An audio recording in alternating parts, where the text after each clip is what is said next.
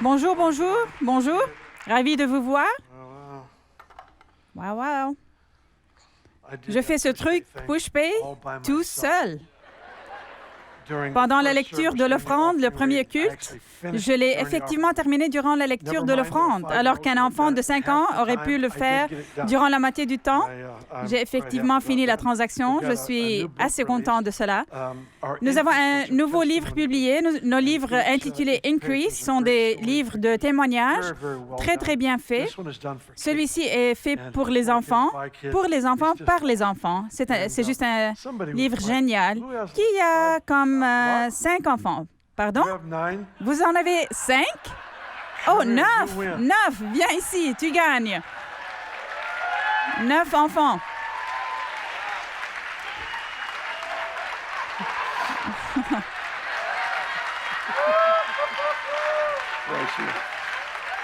Que le Seigneur te bénisse.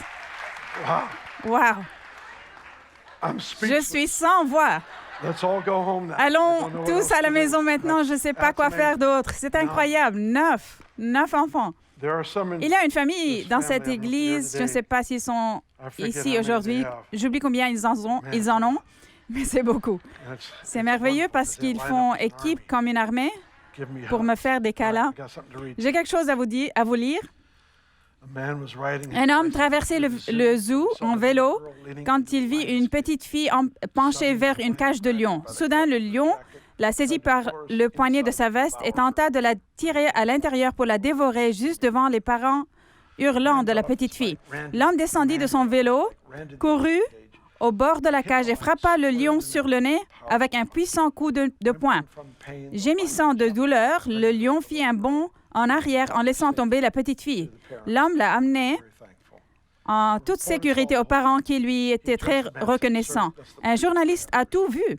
Il s'est adressé à l'homme en lui disant « Monsieur, c'est la chose la plus courageuse que j'ai jamais vue. » Il a dit « Ce n'était rien. Le lion était derrière les barreaux. Je savais que Dieu me protégerait comme il l'a fait avec Daniel dans la fosse au lion il y a longtemps. J'ai vu cette petite enfant en danger et j'ai simplement agi. » Le journaliste a dit « J'ai remarqué une Bible dans ta poche. » Il a dit « Oui, je suis chrétien en route pour une étude de la Bible. » L'homme répondit « Eh bien, je vais voir à ce que cela ne passera pas inaperçu. Je suis un journaliste. Tu verras le journal de demain, la première page, ton histoire. » Le journaliste est parti. Le lendemain matin, le cycliste a acheté le journal pour voir s'il avait mentionné ses actions. Effectivement, la première page, il a vu ce qui suit.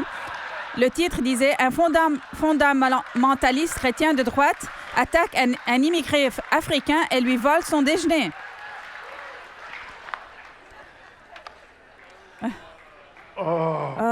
Pouvez-vous croire que j'ai lu cela un dimanche matin? Bethel TV qui diffuse et tout.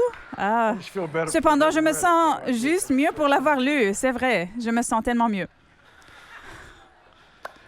Prenez vos Bibles, ouvrez à l'Évangile de Matthieu, chapitre 11. Matthieu, chapitre 11.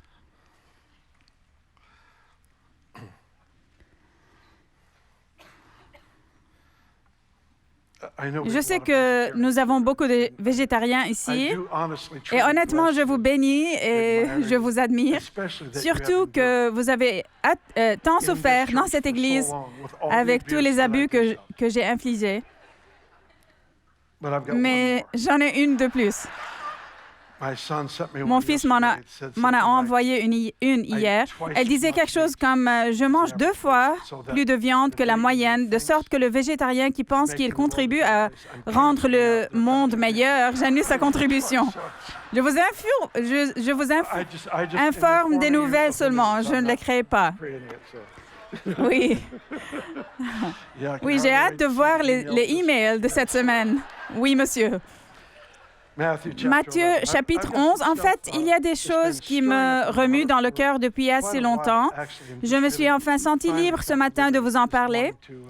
Nous allons regarder un endroit très tendre dans la vie et le ministère de Jésus.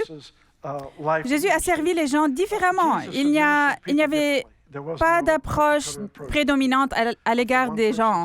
À une personne, il a dit « Vends tout, donne aux pauvres, suis-moi ». Et à une autre personne, ils ont juste laissé leur filet. À une autre personne, il a répondu complètement différent. La femme adultère, vas-y, et désormais ne pêche plus. Donc, c'est différent. Ce n'est pas que les exigences sont différentes pour chaque personne, mais Jésus avait la capacité d'aller au fond de qui était la personne et de s'adresser à la question suprême du cœur. Il vise toujours le centre de qui nous sommes et ce qui est précieux et important pour nous. C'est un passage connu pour un de ces moments les plus tendres. C'était un véritable standard pour nous. Je veux que vous lisiez avec moi Matthieu chapitre 11. Je vais commencer au verset 25. À ce moment-là, Jésus prit la parole et dit, « Je te suis reconnaissant, Père, Seigneur du ciel et de la terre, de ce que tu as caché ces choses aux sages et aux intelligents et les as révélées aux enfants. » Laissez-moi vous parler une minute à propos de ce verset. Ce n'est pas notre sujet d'aujourd'hui, mais j'aimerais que vous obteniez un bonus dans ce passage en raison de son importance. Regardons à nouveau. Jésus prit la parole et dit, « Je te suis reconnaissant, Père, Seigneur du ciel et de la terre, de ce que tu as caché ces choses aux sages et aux intelligents et les as révélées aux enfants. » Souvent, les gens demandent, « Comment puis-je augmenter ma connaissance révélée des Écritures? » Il y a tellement de choses que vous pouvez faire. Jean chapitre 7 enseigne que l'une des choses est d'obéir à ce que vous savez déjà. Cela attire en fait la révélation. Mais celui-ci est très, très profond parce que c'est complètement inattendu. Être un bon intendant de ce que vous savez est logique, que cela attirait encore plus. Mais celui-là est la clé de la révélation et d'être enfant. Il a gardé ses meilleures idées de révélation pour les bébés. Il est important de voir parce que être bébé n'a rien à voir avec l'âge. Cela a à voir avec la simplicité du cœur, la simplicité de la dévotion. C'est un royaume à l'envers. Si vous voulez être exalté, vous devez aller bas. Si vous voulez recevoir, vous devez donner. Si vous voulez vivre, vous devez mourir. C'est un royaume à l'envers. Dans celui-ci, où nous pourrions penser que les parties les plus complexes du royaume seraient révélées aux sages et aux matures, Jésus dit non. Le meilleur est gardé pour les enfants. Le meilleur est réservé à ceux qui ont un cœur d'enfant à l'approche du Seigneur. D'accord, continuons l'histoire. Verset 26, « Oui, Père, je te suis reconnaissant car c'est ce que tu as voulu. Mon Père m'a tout donné et personne ne connaît le Fils si ce n'est le Père. Personne non plus ne connaît le Père si ce n'est le Fils et celui à qui le Fils veut le révéler. » Juste bien de faire une remarque mentale. Jésus est la révélation continue du Père. Si vous le voyez, vous voyez le Père. Voici nos 3 versets que je veux que nous examinions aujourd'hui. Verset 28, « Venez à moi, vous tous qui êtes fatigués et courbés sous un fardeau, et je vous donnerai du repos. Acceptez mes exigences et laissez-vous instruire par moi, car je suis doux et humble de cœur, et vous trouverez le repos pour votre âme. En effet, mes exigences sont bonnes et mon fardeau léger. » L'image ici est vitale pour nous, sinon cela n'a aucun sens. Si vous pouvez imaginer un jeune bœuf attelé à un plus gros bœuf, vous aurez l'idée. Ces gros empiècements en bois lourd exploitent la puissance de ces 2 animaux pour labourer un champ. Jésus dit, « Vous êtes attelés à moi. Je vais porter le poids de cela, et puisque tu es plus petit, tu n'as pas besoin de porter le poids. Tu as juste besoin de marcher à côté de moi, et mon joug pour toi sera léger. Ça va être facile. Ça ne va pas être lourd pour toi. C'est la vie que j'ai pour toi. » C'est une déclaration incroyable. Le problème est que beaucoup d'entre nous constatons que nous souffrons beaucoup du joug au-dessous duquel nous nous trouvons. Maintenant, si je suis attelé à Jésus et c'est lui qui porte le poids de ce joug, mais il est lourd pour moi, pourquoi est-il lourd? Si je ressens de la douleur à cause du poids de ce joug, comment pourrais-je ressentir de la douleur si c'est lui qui supporte le poids le plus lourd? C'est seulement parce que je vais dans une direction différente. Écoutez-moi attentivement. Il arrive souvent que le Seigneur nous attelle avec d'autres personnes et que cela nous cause une douleur, mais c'est uniquement parce que nous n'allons pas dans la direction requise par l'attelage avec eux. J'ai vu de bonnes personnes se désagréger dans leur mariage simplement parce qu'elles ne pouvaient pas coopérer avec l'autre et le joug est devenu pesant, lourd et douloureux. La réponse était de se débarrasser de la personne qui cause la douleur. C'est peut-être dans dans le domaine d'une relation personnelle ou dans le ministère ou là où tu travailles. Mais Jésus est intéressé par quelque chose de beaucoup plus que nos accomplissements et nos achèvements. Pour ma part, je crois qu'il s'intéresse à ce que nous fassions quelque chose, que nous accomplissions quelque chose. Nous voyons l'histoire des serviteurs et les récompenses, les sommes d'argent. Ils devaient investir pour apporter une augmentation. Dieu s'intéresse à l'augmentation de tout ce qu'il nous a donné. Tout ce que nous sommes doit être investi pour son honneur, pour sa gloire, pour lui apporter une moisson. C'est important pour lui, mais il a dans son cœur une chose qui a plus de valeur, et c'est que je devienne comme son Fils Jésus.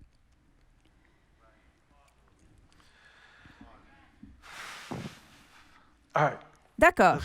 Faisons cela pratique. D'après ce que j'entends, je suis le responsable ici. C'est ce que j'ai entendu. Je ne pense pas que ce soit une rumeur. Je pense que c'est réellement vrai. Je suis responsable. Et puisque je suis responsable, j'ai beaucoup de pouvoir. Je ne parle pas de la puissance du Saint-Esprit. Je parle du pouvoir de faire des choix. Je peux dire non, tu ne vas pas faire ça. Oui, tu vas faire cela. Et si quelqu'un me fait mal, j'ai en fait la capacité de l'organiser en dehors de ma vie. Ce qui semble vraiment invitant pour le moment. Cela ressemble à de la sagesse, peut-être. Voici ce que je veux dire. Au fur et à mesure que vous augmentez dans la faveur et la puissance, il devient de plus en plus facile de retirer les gens de votre vie avec lesquels Dieu vous a attelé pour vous rendre encore plus semblable à Jésus.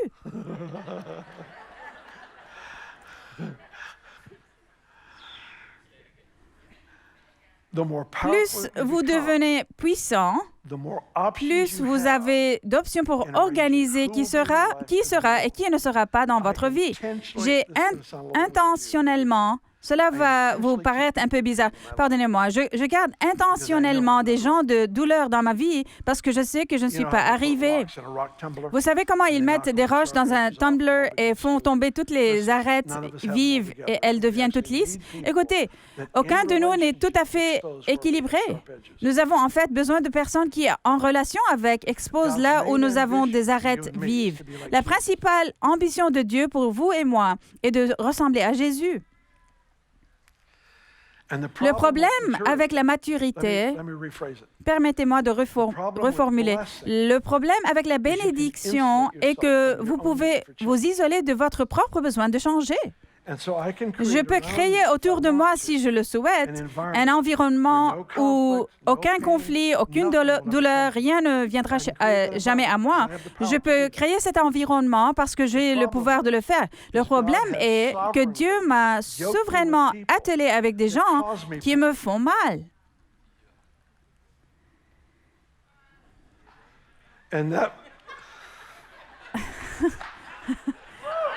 Chris pense que je parle de lui, que Dieu m'a attelé avec lui. Et je ne vais même pas y aller.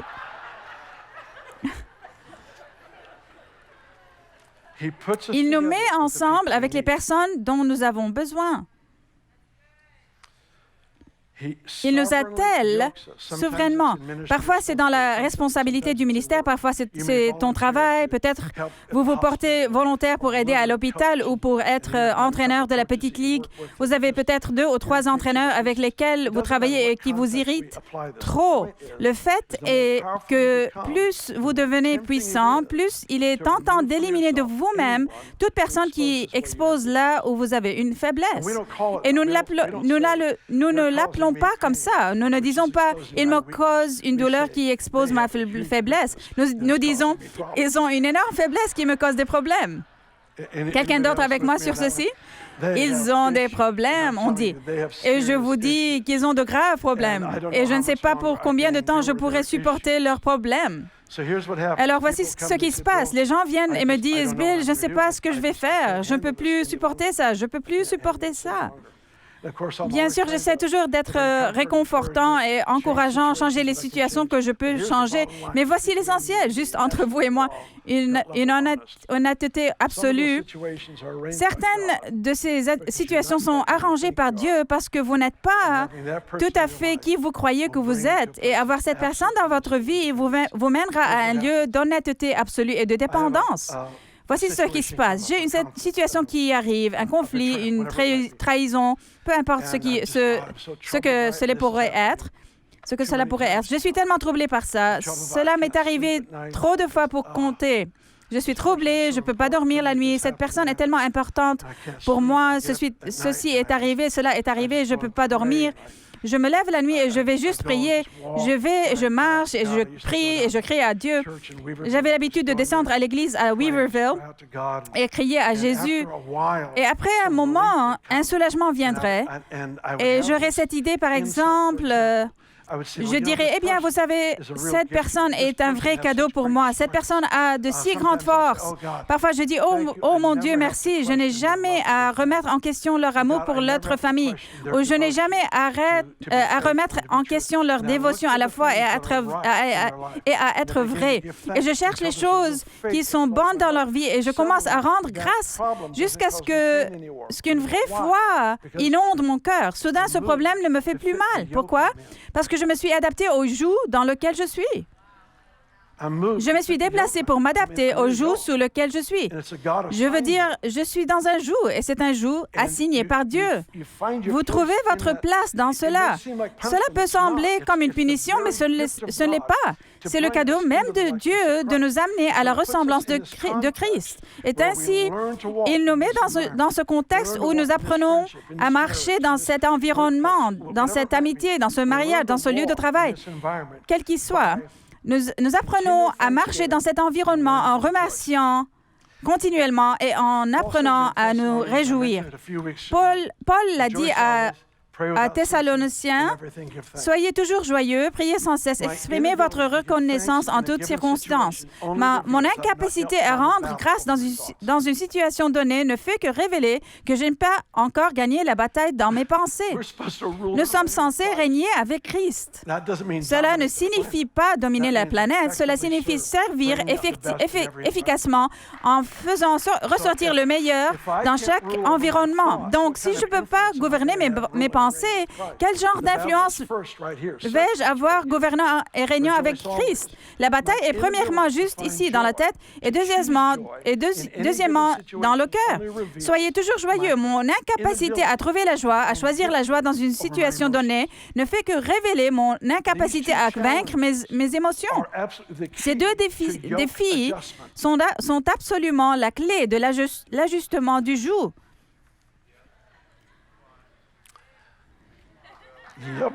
Oui. L'ajustement du joug se fait par la reconnaissance.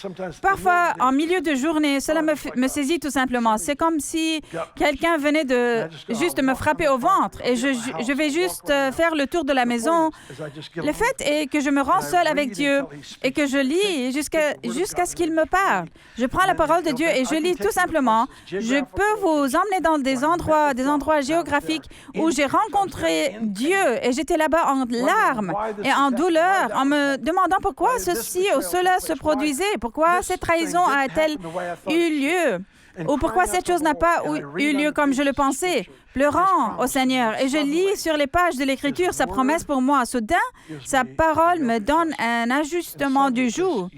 Et soudain, ce joug que je pensais avoir été imposé sur moi par d'autres personnes devient la chose la plus libératrice à porter, car je marche maintenant en tandem avec celui qui m'a appelé pour marcher avec lui. Et en le faisant, j'apprends à être plus semblable au Christ dans mon comportement et ma réponse. Certains d'entre nous dans cette salle ne prieraient jamais s'il n'y avait jamais de problème.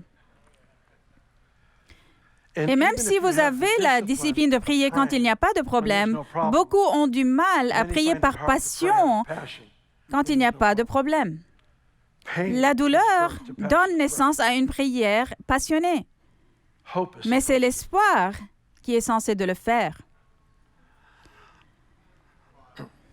La douleur engendre une prière passionnée, comme j'ai entendu quelqu'un le dire récemment. L'espoir est censé le faire. L'espoir est censé être ceci qui possède le cœur, si vous voulez, d'une personne pour prier avec une grande passion. Pourquoi? Les prières qui te touchent, le touchent à lui. Les prières qui ne te touchent pas, ne le touchent pas. Ça ne veut pas dire qu'elles doivent être longues ou fortes. Ça veut juste dire que vous devez être honnête, authentique et impliquer tout ce que vous êtes. La prière passionnée est l'une des choses qui amène la main de Dieu avec plus de force dans les situations perturbées que tout ce à quoi je peux penser. C'est le cri passionné au Seigneur. Écoutez, si vous êtes marié et vous êtes dans une situation de violence, ce que je dis n'est pas pour vous. Juste laissez tomber. Juste laissez tomber. C'est un principe de travail dont je parle avec des autres croyants où le Seigneur adapte notre vie en fonction des valeurs et des comportements des gens qui nous entourent. Très franchement, si je choisis d'honorer la relation avec ce partenaire, même si je n'arrive pas à accomplir tout ce qui me restait à cœur à accomplir parce que cette relation est venue en premier, quelque chose est présenté au Seigneur dans ma valeur pour l'unité qui l'exalte au-dessus de tout le reste. Sa célébration pour ma priorité d'unité qui le glorifie au-delà de mon propre accomplissement, au-delà de ma liberté personnelle, au-delà de que j'ai ma propre façon, lui en dit long d'une manière presque sans précédent.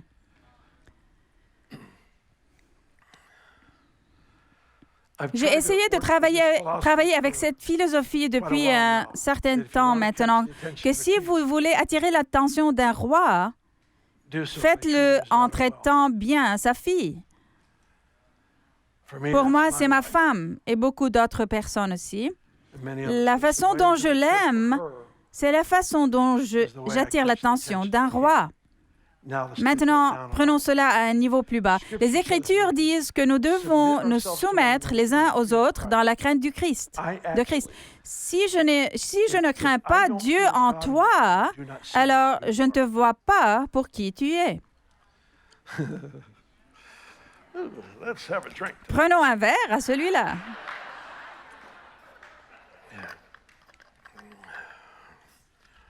Et vous aussi pouvez avoir une de ces bouteilles.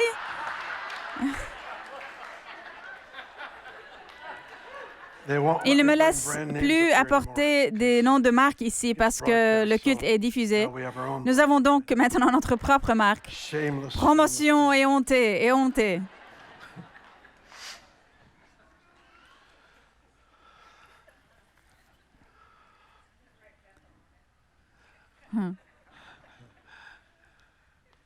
Ce n'est pas une nouvelle compagnie d'eau, juste pour que vous sachiez.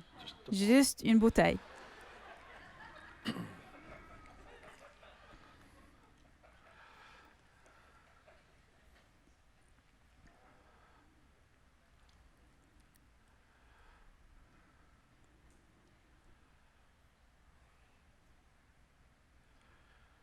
Chaque fois que nous avons un dysfonctionnement spirituel, et que nous lui donnons un nom vertueux, nous lui donnons la permission de rester et d'augmenter. Il y a souvent des moments dans les relations où il y aurait des soupçons, des jalousies, des ressentiments, quoi que ce soit. Et bien sûr, presque aucun croyant que je connaisse ne les appellerait pour ce qu'ils sont. C'est du discernement, on dit c'est juste mon don prophétique, ou on dit c'est ma personnalité, ce qui est un excellent moyen de cacher le dysfonctionnement. Appelez ça une personnalité. Vous venez donc de créer la capitale du dysfonctionnement. Appelez-le justement seulement ma personnalité. Je crois que Jésus s'intéresse à notre personnalité, mais il sait qui nous sommes vraiment. Quand il dit « Réjouis-toi, stérile », il ne dit pas « Réjouissez-vous, tous ceux qui sont extravertis, et vous tous qui êtes plutôt silencieux, réservés, pensez juste à des pensées heureuses. Je vais bien, ça ira. » Il sait qui il nous a fait affaire, à être. Ainsi, lorsqu'il nous donne une directive de quelque sorte, c'est toujours pour que nous puissions pleinement entrer dans notre design. Ce n'est jamais pour violer notre identité. Ainsi, bien qu'il n'enfreigne pas ma personnalité au sens de ma véritable identité et qui il m'a fait, il me mettra souvent dans des situations pour m'exposer, si je suis prêt à apprendre, m'exposer à ce qu'il y a dans mes pensées, ce qu'il y a dans mon comportement avec lequel il n'a rien à voir. Il le veut partir, il le veut changer. Alors, il me met avec des gens qui me prennent à rebrousse-poil. Ça s'appelle le cadeau de Dieu.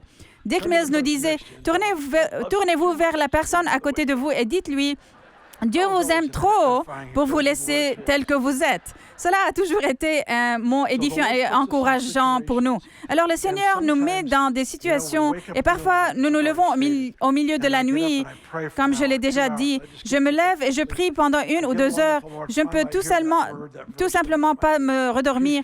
Je me rends seul avec le Seigneur et enfin, j'entends ce mot, ce verset, quoi qu'il en soit. La paix vient dans mon âme et je vais au lit et je pense, mec, cette personne m'a causé tant de problèmes, ne réalisant pas que c'était peut-être le but. Peut-être que c'est ce qu'il cherchait. Pour qu'un fils prenne un moment très gênant, quand c'était très sacrificiel pour crier de passion véritable et obtenir une solution du royaume, une réponse du royaume.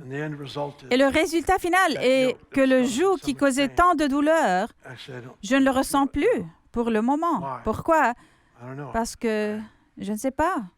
Je suis resté éveillé quelques heures et j'ai prié. Et il a parlé. Et je ne comprends pas, mais je sais que ça va aller. Puis 3 jours plus tard, cela se reproduit. Pourquoi? Parce que tu n'es pas encore parfait. Nous sommes tous à cet endroit où, tous ensemble, nous choisissons et nous préférons les uns les autres. Parfois, je dois sacrifier mes rêves et mes agendas personnels.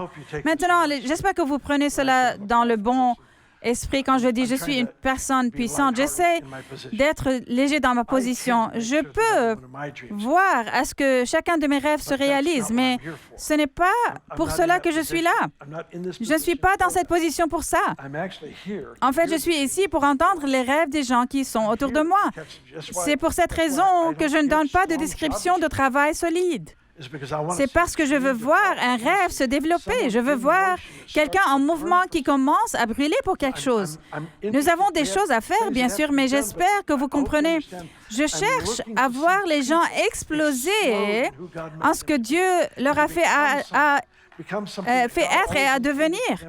Quelque chose que Dieu a toujours prévu pour eux d'être. Donc, nous créons cet environnement où c'est une possibilité, mais cet environnement crée également beaucoup de malaise parce que c'est la nature du jeu et la nature de mon besoin.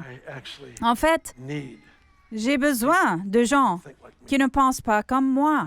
J'ai besoin de gens qui ne gèrent pas les choses comme je les gère moi-même. Moi, j'adore voyager. Mon endroit préféré sur la planète entière est ici, Redding. Merci Jésus. Quelqu'un d'autre est reconnaissant pour les pompiers cette semaine? Je suis très reconnaissant. Je suis très content d'être ici. C'est mon endroit préféré. Mais l'un des privilèges du voyage est que je puisse voir des églises du monde entier si différentes que de nous, et pourtant elles sont si ointes et bénies de Dieu. Il est très important de réaliser, mec, j'ai besoin de ce groupe de personnes, j'ai besoin de ce leader dans ma vie. Il pense différemment que moi, mais j'en ai besoin. J'ai besoin de sa voix, j'ai besoin de son exemple. Chaque fois que je vais quelque part, je ne suis jamais là-bas pour mon agenda. Je suis toujours là-bas, juste pour soutenir la personne en charge qui m'a invité, soutenir leurs rêves, leurs visions. Et j'adore juste m'asseoir là-bas pour regarder ce qu'ils ont fait, ce qu'ils ont accompli. C'est génial.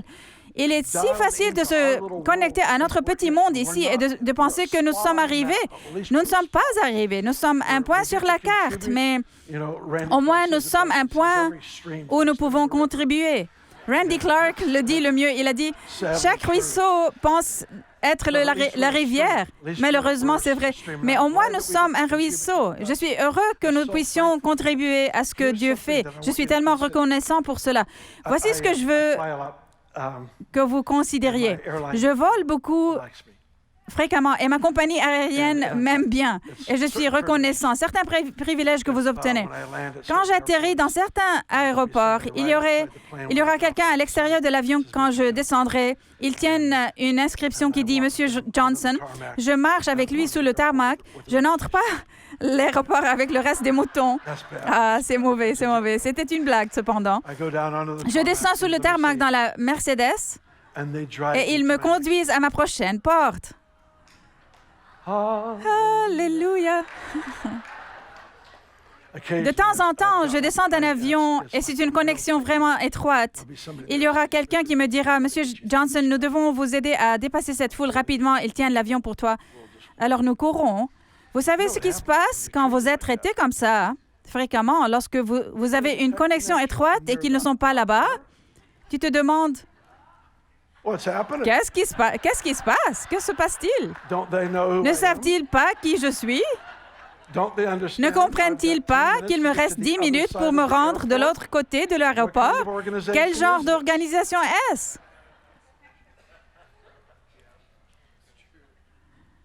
C'est vrai. La bénédiction, le voilà. Prenez votre plus gros problème, mettez-le devant vous, la plus grande aggravation de votre vie, mettez-la juste devant vous. Maintenant, écoutez-moi, n'oubliez jamais ça.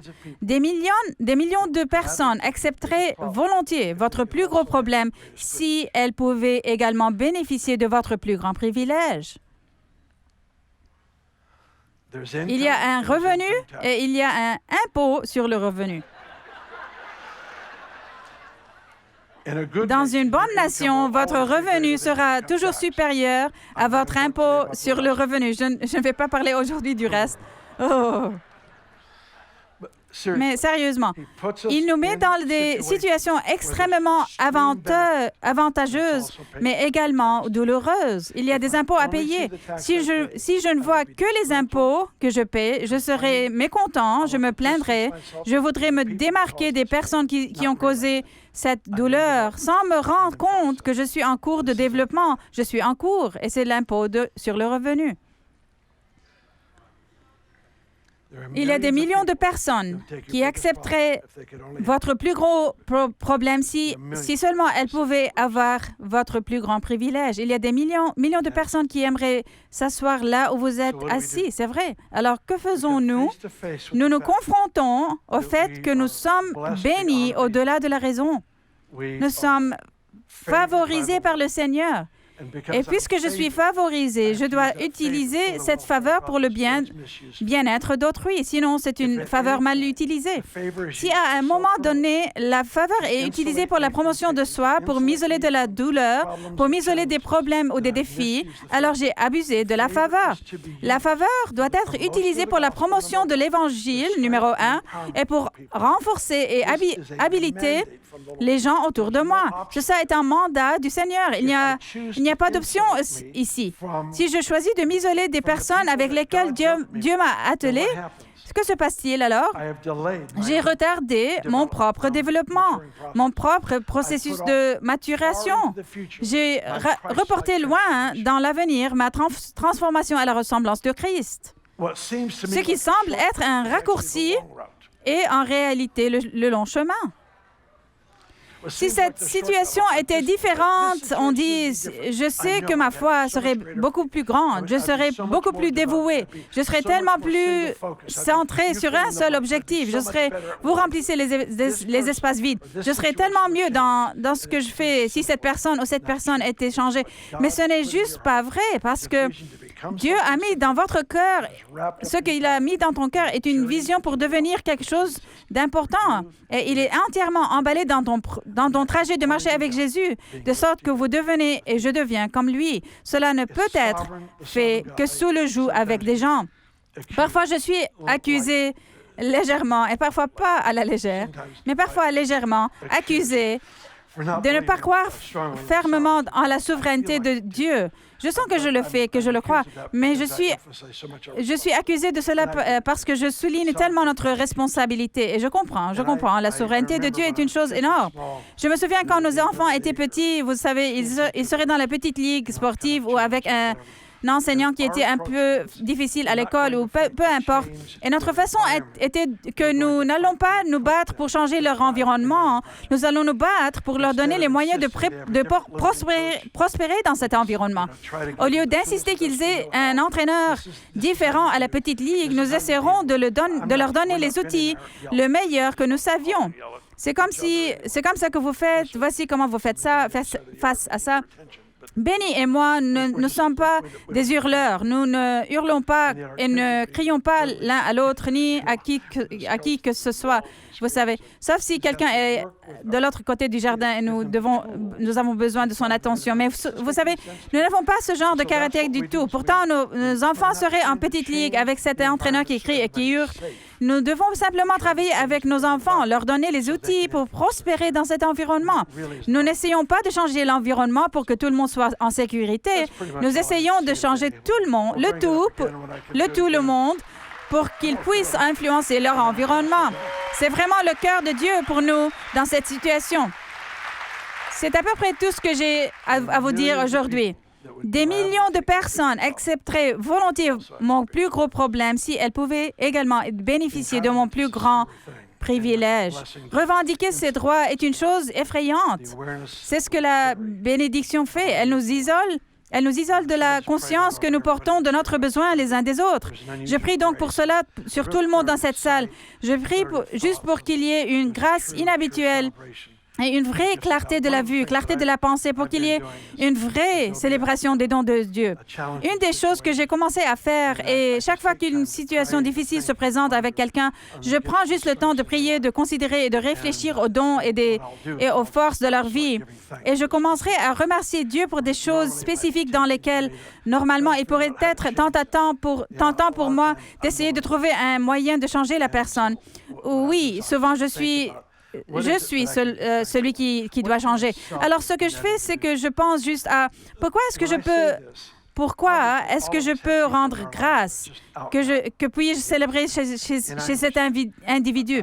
Évidemment, nous avons tous des gens dans notre vie qui sont juste en train de nous chercher. Je comprends. Je ne prétends pas que tout va bien dans cet environnement, mais la plupart d'entre nous avons des conflits avec des problèmes et des problèmes avec de très bonnes personnes. C'est un mystère pour nous, je sais. Comment peuvent-ils être aussi bons et me causer autant de douleur? Mais vraiment, il s'agit de se lever au milieu de la nuit, de prier jusqu'à ce qu'il y ait une avancée décisive. Vous constaterez que le joug est en cours de réajustement. En fait, tout ce qui a changé était moi. Alors, Père, je te demande qu'il y ait aujourd'hui une grande grâce pour cela, vraie grande grâce pour cela, afin de célébrer, d'honorer et de valoriser le privilège que nous avons d'être famille, le privilège que nous avons de grandir ensemble. L'essentiel, nous voulons t'honorer au-dessus de tout, que tu sois exalté par le fait que nous devenions de plus en plus semblables à toi et que nous prenions vraiment soin l'un de l'autre là où cela compte le plus. Je demande ceci au nom de Jésus. Aussi, si vous pouviez garder vos places, s'il vous plaît. Il y a toujours une possibilité qu'il y ait des gens ici qui n'ont pas de relation personnelle avec Jésus. Un de mes amis a commencé à s'approcher des gens au hasard et leur poser la question, êtes-vous un ami personnel de Jésus? Et c'est juste incroyable de voir comment la conversation commence à ce moment-là. Et combien de personnes sont venues voir le Seigneur simplement à cause de cette question? Donc, je vous pose cette question. Êtes-vous un ami personnel de Jésus-Christ? Cette amitié, cette intimité, cette proximité avec Dieu vous amène en réalité à être pardonné, introduit dans une famille, tout simplement renouvelé, nouveau de l'intérieur à l'extérieur. Si tu es du genre à dire, Bill, je ne veux pas quitter le bâtiment, je ne veux pas quitter la propriété avant de savoir que je suis en paix avec Dieu et que mon amitié avec Jésus a commencé. Si c'est quelqu'un ici, je veux que vous leviez la main très vite pour vous dire, Bill, c'est moi, je ne veux pas partir tant que tout n'est pas réglé. Lève ta main vite, je veux m'assurer de donner suffisamment de temps pour cela. Il y en a sur Bethel TV aussi. Nous aimons tellement notre famille de Bethel TV. Mon Dieu, je voyage à travers le monde entier et vous me saluez tout le temps avec gratitude pour cela. Nous vous honorons, nous vous bénissons et je prie pour qu'il y ait la même percée dans maison après maison. En fait, ce que Christ a prié il y a un peu pour que les prodigues rentrent chez eux, que cela se produirait à la suite de cette invitation. Quelqu'un d'autre qui dirait simplement, je veux abandonner ma vie à Jésus aujourd'hui. Juste rapidement, levez la main. J'aimerais que vous vous leviez. Si j'ai raté quelqu'un d'autre, nous avons une équipe ici que nous connaissons et en laquelle nous avons confiance. Je veux demander que vous veniez. Je vous demande de venir. Je veux que l'équipe du ministère vienne en même temps. Alignez-vous le long de l'estrade. Si vous avez amené un invité qui veut venir pour la prière, marchez avec lui, d'accord? Tenez vos places, Tom va conclure. Wow, tellement bon. Pouvons-nous montrer notre reconnaissance au pasteur Bill pour ce message?